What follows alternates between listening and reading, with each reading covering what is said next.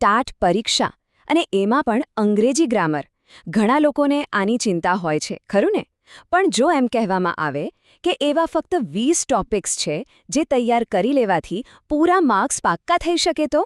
બસ, આજના આ વિશ્લેષણમાં આપણે એ જ જાણવાના છીએ. ચાલો, જરાય સમય બગાડ્યા વગર સીધા મુદ્દા પર આવીએ. અને જુઓ, આ કોઈ ખાલી વાત નથી. દાવો એવો છે કે બસ આટલા ટોપિક્સ કરી લો એટલે એક પણ માર્ક નહીં કપાય. અને હા, આ કોઈ હવામાં કરેલી વાત નથી, પણ એકદમ પાક્કી, સાબિત થયેલી સ્ટ્રેટેજી છે. તો તરત જ મનમાં સવાલ આવે કે ભાઈ આ 20 ટોપિક્સ છે કયા? અને એનાથી પણ અગત્યની વાત કે આટલા બધા ટોપિક્સને યાદ કેવી રીતે રાખવા? ગભરાવાની જરૂર નથી. એની પણ એકદમ સરળ અને કહી શકાય કે એકદમ વ્યવસ્થિત રીત છે. ચાલો જોઈએ. જો, અહીંયા ખાલી 20 ટોપિક્સની એક લાંબી લિસ્ટ નથી જોવાની. ના, એનાથી તો કન્ફ્યુઝન જ વધશે. એના બદલે આપણે એક મજબૂત સ્ટ્રક્ચર, એક માળખું સમજીશું. આપણે આ બધા જ ટોપિક્સને 3 મુખ્ય પિલર એટલે કે 3 સ્તંભમાં વહેંચી દેશું, જેથી શું થાય, તૈયારી એકદમ સરળ અને પોઈન્ટ ટુ પોઈન્ટ બની જાય. તો આપણો પહેલો અને સાચું કહીએ તો સૌથી અગત્યનો સ્તંભ છે ક્રિયાપદ એટલે કે વર્બ્સ પર માસ્ટરી. વિચારો કે ક્રિયાપદ એ અંગ્રેજી વાક્યનું એન્જિન છે. જો એન્જિન જ બરાબર ન ચાલતું હોય તો ગાડી આગળ કેવી રીતે વધે? એટલે જ જો વર્બ્સ પર મજબૂત પકડ આવી ગઈ ને તો સમજો કે અડધી લડાઈ તો ત્યાં જ જીતી ગયા. અને આ વાત સમજી લેવા જેવી છે. અંગ્રેજી ગ્રામરનો કોઈ પણ સવાલ ઉઠાવીને જોઈ લો, ગમે તે ટોપિકનો હોય, એમાં ક્યાંક ને ક્યાંક સીધી કે આડકતરી રીતે ક્રિયાપદની સમજ તો ચકાસવામાં આવશે જ. બસ આ જ કારણ છે કે આ પાયો એકદમ મજબૂત હોવો જ જોઈએ. બીજો કોઈ વિકલ્પ જ નથી. તો આ પહેલા સ્તંભમાં શું આવે? જુઓ, ટેન્સ, જે તો ગ્રામરનો હાર્ડ છે. પછી આવે modal auxiliaries, active passive voice, irregular verbs, infinitive, gerund, participles અને કોઝલ વર્બ્સ. આમ જુઓ તો આ બધા જ ક્રિયાપદના અલગ અલગ રૂપો અને તેના ઉપયોગો છે. એ જ તો છે જે વાક્યને જીવંત બનાવે છે અને ક્રિયા ક્યારે અને કેવી રીતે થઈ એ બતાવે છે.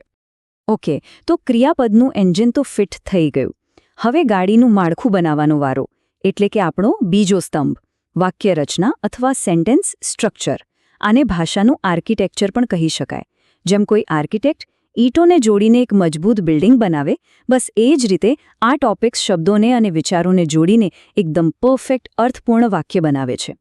કારણ કે સાચું કહીએ તો ખાલી શબ્દોનું ભંડોળ હોવું પૂરતું નથી.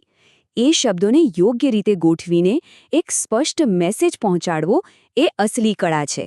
અને બસ આ બીજો સ્તંભ આપણને એ જ કળા શીખવે છે. તો આ વાક્ય રચનાના સ્તંભમાં કયા કયા ટૂલ્સ છે? એમાં આવે છે કન્ડિશનલ્સ એટલે કે શરતી વાક્યો, પછી ડાયરેક્ટ ઇનડાયરેક્ટ સ્પીચ, પ્રેપોઝિશન્સ અને કન્જંક્શન્સ, જે વાક્યોને જોડવા માટે સિમેન્ટ જેવું કામ કરે છે. અને હા, સિમ્પલ, કોમ્પ્લેક્સ કમ્પાઉન્ડ સેન્ટેન્સીસ અને ક્વેશ્ચન ટેગ્સ પણ આનો જ ભાગ છે. ચલો, હવે આવીએ આપણા ફાઇનલ પિલર પર. ત્રીજો સ્તંભ, શબ્દોની બારીકાઈ. આને આપણે કહી શકીએ ફિનિશિંગ ટચ. આ એવા ટોપિક્સ છે જે ખરેખર એક સારા સ્કોર અને એક પરફેક્ટ સ્કોર વચ્ચેનો તફાવત ઊભો કરે છે. આનાથી જ ખબર પડે કે ભાષા પર કેટલી ઊંડી પકડ છે. અને જો પેપર ચેક કરનારને ઇમ્પ્રેસ કરવા હોય અને એક પણ માર્ક ગુમાવવો ન હોય તો પછી આ નાની નાની દેખાતી પણ ખૂબ જ અગત્યની વિગતો પર ધ્યાન આપવું જ પડે. આના વગર વાત અધૂરી રહી જાય. તો આ ફિનિશિંગ ટચવાળા ટોપિક્સ કયા છે? એમાં છે degree of comparison, transformation of sentences, પછી કલેક્ટિવ નાઉન્સ, જેન્ડર, અને હા, અમુક ખાસ ટોપિક્સ જેમ કે એનિમલ્સ અને તેમના અવાજો કે રહેઠાણ, અને ટુ વર્સિસ ઇનફનો ઉપયોગ. આ બધું જ શબ્દોની બારીકાઈ પર ફોકસ કરે છે. તો આપણે ત્રણેય સ્તંભોને અલગ અલગ સમજ્યા. હવે સમય છે આ બધાને ભેગા કરીને સફળતા માટેની એક કમ્પ્લીટ બ્લૂપ્રિન્ટ, એક આખો રોડમેપ જોવાનો. અને આ રહી એ સંપૂર્ણ યોજના. અહીં સ્ક્રીન પર એક જ જગ્યાએ બધું જોઈ શકાય છે. પહેલો સ્તંભ ક્રિયાપદની માસ્ટરી, બીજો સ્તંભ વાક્યરચના અને ત્રીજો સ્તંભ શબ્દોની બારીકાઈ. અને એની નીચે એના બધા જ 20 ટોપિક્સ. આ ટેબલ, આ કોષ્ટક એ તૈયારી માટેનો એક પાવરફુલ વિઝ્યુઅલ પ્લાન છે. બસ આટલું જ ફોલો કરવાનું છે.